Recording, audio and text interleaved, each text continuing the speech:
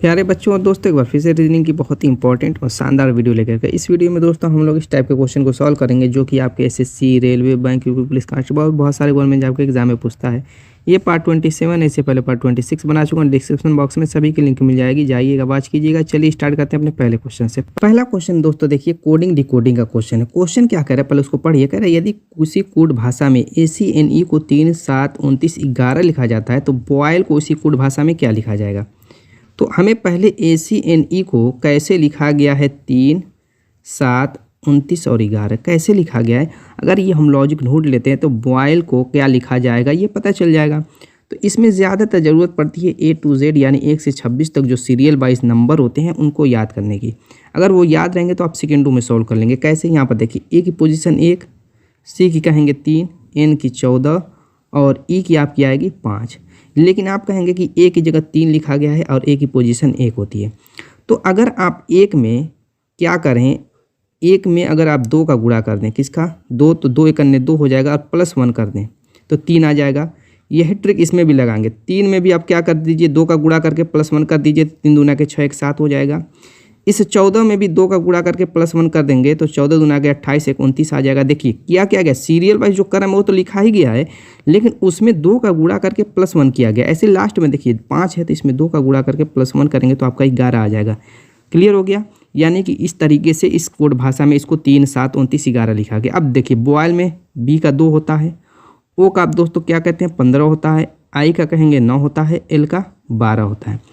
अब ये 2 है तो 2 में 2 का गुणा करके +1 करेंगे तो 4 1 5 हो जाएगा।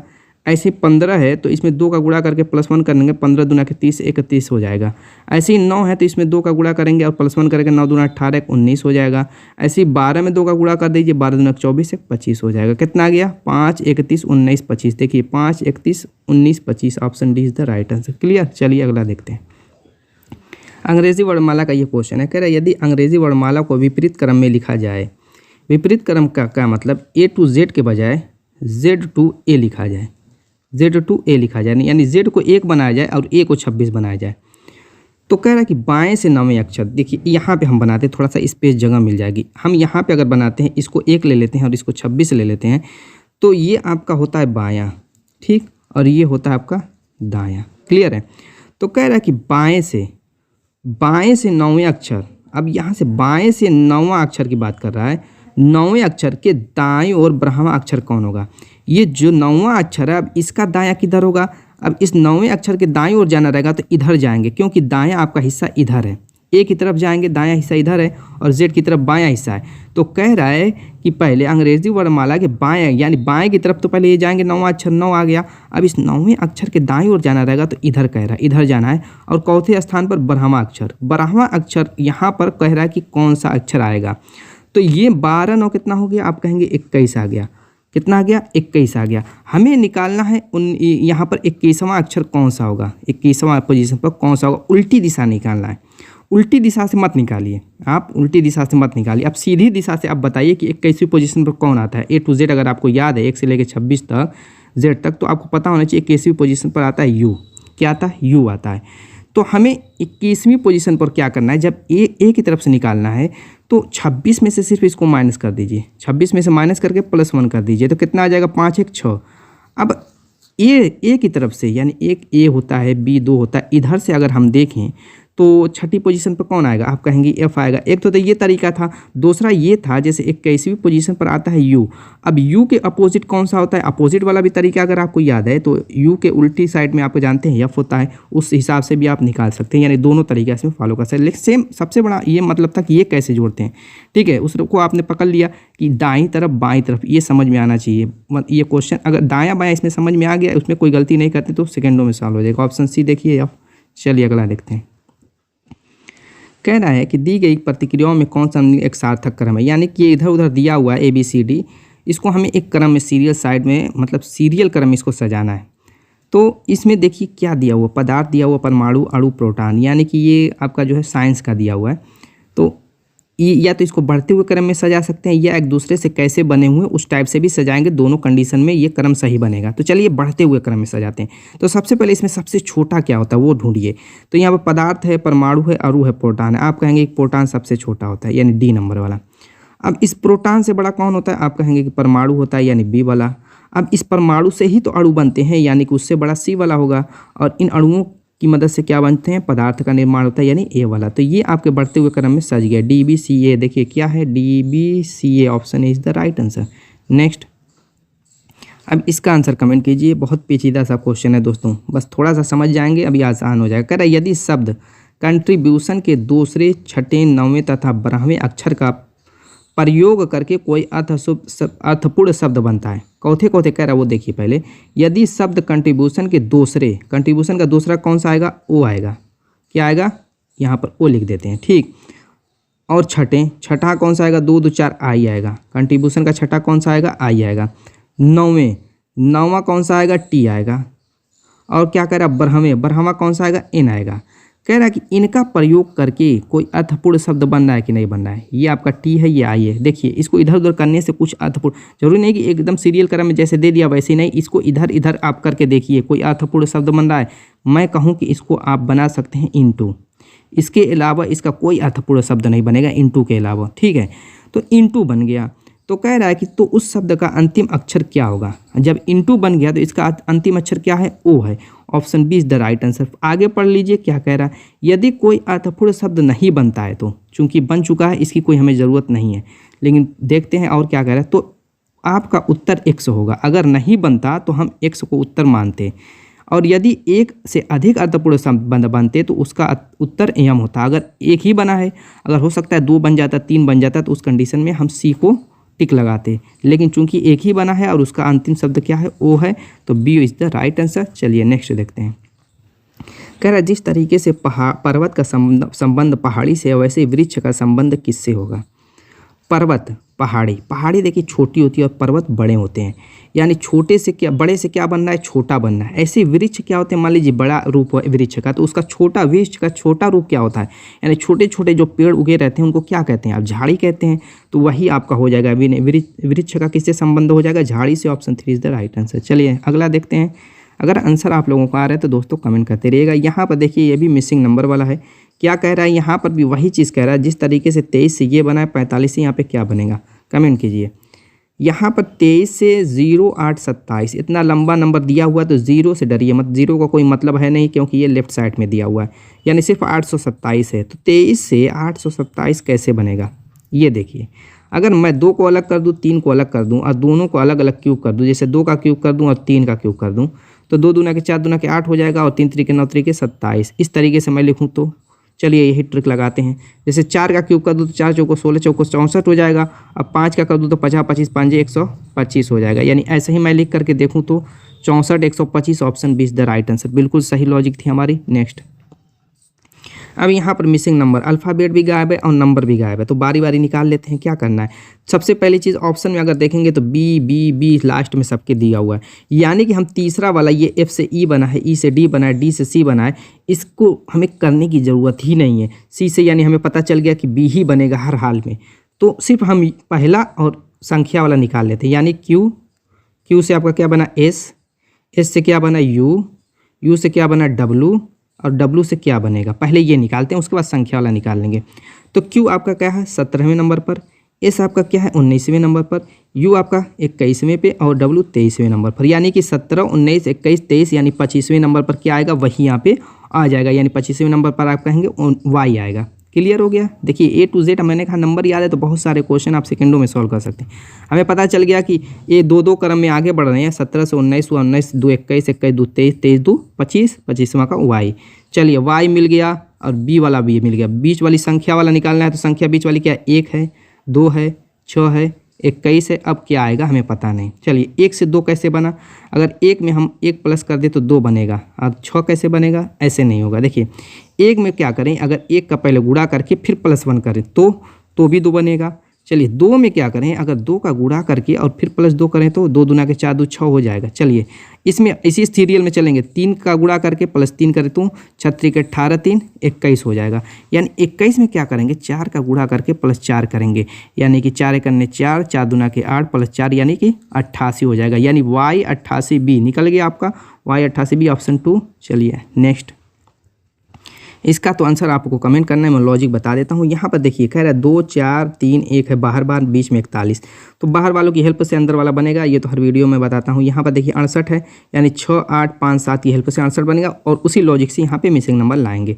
तो सबसे पहले वाले फिगर से चलते हैं। इससे देखिए 41 कैसे आया, अगर हम देखें तो अगर इन दोनों को यानी 2 और 1 को पहले लें, 1 गुणे 2 कर दें तो, और उसके बाद क्या करें प्लस करें, ठीक। उसके बाद 4 गुणे 3 कर दें, क्या 4 गुणे 3 कर दें, तो देखिए तो क्या आ रहा है, 2 1 2 4 3 12, क्या आ गया 14 आ गया, लेकिन आना चाहिए 41। चलिए तो 14, देखिए एक चीज़ बन सकता है ये, यहाँ पर अगर हम इसके क्रम को पलट दें, जैसे 4 1 कर दें, 4 को इधर कर दें, 1 को इधर कर दें, तो 41 बन जाएगा। चलिए ये भी देख लेते हैं। यहाँ पर क्या करेंगे, पहले 5 गुणे 6 करेंगे, प्लस बनाएंगे, उसके बाद 8 गुणे 7 करेंगे, 8 गुणे 7। अब इनमें देखिए क्या होता है, तो 6 5 30 हो जाएगा, 7 8 56 हो जाएगा, आएगा कितना 86। इनके क्रम को बदल दीजिए अंकों को, यानी कि हो जाएगा 68। देखिए क्या है बीच में 68 दिख रहा है, क्लियर है, यानी इसका आंसर आप लोगों को कमेंट कर देना है। चलिए नेक्स्ट देखते हैं। यहाँ पर ब्लड रिलेशन का क्वेश्चन है, कह रहा है नीचे दिए गए कथनों के आधार पर ज्ञात कीजिए कि पी का चाचा कौन है। पी का चाचा या मामा कौन है, तो चलिए पढ़ते हैं। पहला क्या कह रहा है कथन, इस इंग्लिश वाले को छोड़िए, इंग्लिश वाला पहले लास्ट में देखिए, के जे का भाई है। क्या कह रहा है, के जे का क्या है, भाई है। चलिए एक चीज़ पता चली। फिर दूसरा कह रहा है यम के की बहन है, यम के की बहन है। यहाँ से एक चीज़ जाहिर हो गई, के जे का भाई है, यम के की बहन है, तो के यहाँ पर भी क्या आ गया, तो एम जो है जे की बहन भी होगी, यानी ये तीनों क्या होंगे आपस में भाई बहन होंगे। क्लियर हो गया, यहाँ पे इन तीनों में रिलेशन निकल गया। चलिए देखते हैं पूछ क्या रहा है आगे। तीसरा सेंटेंस क्या रहा है, पी एन का भाई है। क्या कह रहा है, पी एन का भाई है। फिर आगे सेंटेंस का एन जे की पुत्री है, एन जो है जे की पुत्री है, एन जे की पुत्री है, और पी एन का भाई है, तो पी जे का क्या होगा, जी का पी पुत्र होगा, क्योंकि पी एन का भाई है, यानी पी क्या रहा होगा, पुरुषलिंग में आएगा, और एन स्त्रीलिंग, एन जे की पुत्री है, तो पी क्या होगा, जे का पुत्र होगा। अब बताइए कि क्या कह रहा था क्वेश्चन कि पी का चाचा या मामा कौन है, तो अब पी जब जे का पुत्र है तो जे का कोई भाई रहा होगा, कोई भाई होगा वही पी का चाचा लगेगा, जे का कोई भाई होगा वही पी का चाचा लगेगा। और ऊपर दिया हुआ के जो है जे का भाई है, पहला ही अगर आप सेंटेंस देखते हैं तो क्या कह रहा है, के जे का भाई है, यानी के ही ऐसा सिर्फ बंदा है जो कि पी का चाचा होगा, यानी ऑप्शन देखिए के कहाँ है, इज द राइट आंसर। चलिए नेक्स्ट देखते हैं। दिशा और दूरी का है, कह रहा है विक्रम बिंदु आर से चलना प्रारंभ करता है। पहले तो दिशा और दूरी में दिशा का ज्ञान होना चाहिए, जो कि हर वीडियो में मैं बताता हूँ, तो ये तो आपको याद हो गया ही। तो चलिए यहाँ पर देखते हैं किस हिसाब से क्वेश्चन कर रहा है। कह रहा है विक्रम बिंदु आर से, कोई आर बिंदु यहाँ है, कह रहा है विक्रम बिंदु आर से चलना प्रारंभ करता है तथा पश्चिम की ओर 7 किलोमीटर सीधा चलता है। क्या कह रहा है, पश्चिम की ओर, पश्चिम किधर है, मान लीजिए कि इस बिंदु को हम क्या करते हैं, 1 मिनट, इस बिंदु को यहाँ पे बनाते हैं, क्योंकि पश्चिम की तरफ जाना है, जगह उस हिसाब से चाहिए। मान लीजिए कि ये आर बिंदु है, तो पश्चिम इधर है, तो इधर कह रहा है कि इधर चलना प्रारंभ करता है, और इधर 7 किलोमीटर पश्चिम की ओर सीधा चलता है। कितना, 7 किलोमीटर। फिर बाएँ मुड़ता है, बाएँ मुड़ेगा तो कहाँ जाएगा, कहेंगे कि नीचे जाएगा। बाएँ मुड़ता है और 2 किलोमीटर चलता है, 2 किलोमीटर चलता है बाएँ मुड़ के। वो पुनः बाएँ मुड़ता है, पुनः बाएँ मुड़ेगा तो इधर जाएगा, क्योंकि दक्षिण की तरफ मुड़ रहेगा, तो आप जानते हैं कि आपका जिधर दायां उसका बायां, आपका जिधर बायां, यानी उल्टा होगा। तो बाएं तरफ मुड़ने की बात कर रहा है, तो आपकी दाएं तरफ मुड़ेगा, और कह रहा है कि 4 किलोमीटर चलता है। कितना, 4 किलोमीटर। यहाँ पूरा 7 किलोमीटर चला, उस हिसाब से चलाएंगे ताकि 4 किलोमीटर क्या लगे, इससे आधे से थोड़ा सा ज़्यादा लगे। देखिए यहाँ पे 4 किलोमीटर चल के आएगा, 4 किलोमीटर सीधा चलता है। वो आर से किस दिशा में है, अब पूछ रहा है यहाँ पे, जब पहुँच गया है किस बिंदु पे, यहाँ पे, तो कह रहा है कि आर से ये किस दिशा में, ये दिशा पूछ रहा है, दूरी उरी नहीं पूछ रहा है, सिर्फ दिशा पूछ रहा है। अब मुझको बताइए कि ये दिशा कौन सी है। आप अगर इसमें देखें दिशा वाले डायग्राम में, तो ये दिशा यही होगी, ये दिशा कौन सी होगी, यही वाली दिशा होगी। क्लियर है इतना, तो ये दिशा कौन सी है, दक्षिण और पश्चिम वाली। तो ये कौन सी दिशा हो जाएगी, दक्षिण और पश्चिम। ऑप्शन देखिए B is the right answer. चलिए नेक्स्ट देखते हैं। यहाँ पर कह रहा है सीटिंग अरेंजमेंट का क्वेश्चन है, कह रहा है कि 6 व्यक्ति एक गोले में बैठे हैं। कह रहा है कि 6 व्यक्ति हैं, एक तो इस तरीके से गोला है, और इस 6 व्यक्ति इस गोले में बैठे हैं। ए बी की ओर उन्मुख है। ए कह रहा है कि बी की तरफ उन्मुख है, यानी ए और बी आमने सामने है, उनका मुख एक दूसरे के सामने है। उन्मुख का मतलब मुख सामने है उनका, तो आमने सामने होंगे। अब क्या कह रहा है, बी ई के दाईं और सी के बाईं ओर है। बी जो है कह रहा है, देखिए दायां बायां कैसे पता चलेगा, हमेशा एंटी क्लॉकवाइज ये दायां होता है और इधर क्लॉकवाइज बायां होता है, उस हिसाब से चलते हैं। तो यहाँ पे बिंदी इस टाइप से भी चेक कर लेते हैं, जैसे जिधर बिंदी दी हुई है वो उनका दायां है, जिधर बिंदी नहीं है वो उनका बायां है, बस वही समझ लीजिए। इसी बिंदी से भी क्या है, जिधर बिंदी है वो दायां हिस्सा उनका है और जिधर बिंदी नहीं है वो बायां, क्योंकि ऊपर वाले हिस्से में भी दायां बायां गड़बड़ा जाएंगे तो इस बिंदी से भी आप समझ सकते हैं। एक छोड़ एक रहती है, देखिए एक छोड़ एक सब बिंदियां हैं, उस हिसाब से आप डॉटेड एग्जाम में बना लीजिएगा। चलिए, कह रहा है बी ई के दाईं ओर, बी कह रहा है कि ई के दाईं ओर है, अगर ई को यहाँ पर रखेंगे तभी तो इसके दाईं ओर बी होगा, और साथ ही कह रहा है तथा सी के बाईं ओर है। अब सी को यहाँ रखेंगे तभी तो बी सी के बाईं ओर होगा। क्लियर है, चलिए रख दिया हमने इनको। आगे क्या कह रहा है, सी डी के बाईं ओर है, सी डी के बाईं ओर है। अब डी को जब तक यहाँ पर नहीं रखेंगे तब तक सी इसके बाईं ओर यहाँ पे कैसे आएगा, तो उस हिसाब से हम रखेंगे जिस हिसाब से क्वेश्चन में कहेगा, और कुछ अपनी तरफ से नहीं करना है। अब कह रहा है एफ ए के दाईं ओर है, अब एफ को यहाँ पर रखेंगे तभी ए के दाईं ओर यहाँ पे आएगा। क्लियर हो गया। आगे क्या कह रहा है, अब डी एफ के साथ अपना स्थान बदलता है। क्या कह रहा है कि ये जो डी है और ये एफ है अपना एक दूसरे से स्थान बदल रहे हैं, यानी यहाँ पे एफ आ जा रहा है और यहाँ पे डी आ जा रहा है, एफ की जगह डी, डी की जगह एफ आ रहा है। और साथ ही कह रहा है कि और ई बी के साथ, और ई बी के साथ, यानी ये बी और ई बी आपस में स्थान बदल रहे हैं, यानी ई यहाँ पे आ जा रहा है और बी यहाँ पे आ जा रहा है। चलिए, स्थान बदलने के बाद रेड कलर वाला है, इतना याद कर लीजिएगा। पूछ क्या रहा है क्वेश्चन, डी के बाईं ओर कौन बैठा है, यहाँ पे डी है एफ वाली जगह पे, तो इसके बाईं ओर, बायां किधर होगा, इधर होगा, बाईं ओर कौन बैठा है, ए बैठा है, option C is the right answer. Next, Venn diagram का ये तो सेकंडों में आप कर लेंगे, इसमें तो कोई दिक्कत की बात है नहीं। क्या कह रहा है, पुरुषों, शिक्षकों और लेखकों को कौन सा डायग्राम दर्शाता है। पुरुष और शिक्षक और लेखक, देखिए इसमें तीन डायग्राम का प्रयोग कर, तीन सर्किल का प्रयोग करेंगे और किस तरीके से एक दूसरे से रिलेट हुए हैं, जुड़ रहे हैं, वही हमें दिखा देना है डायग्राम बना करके।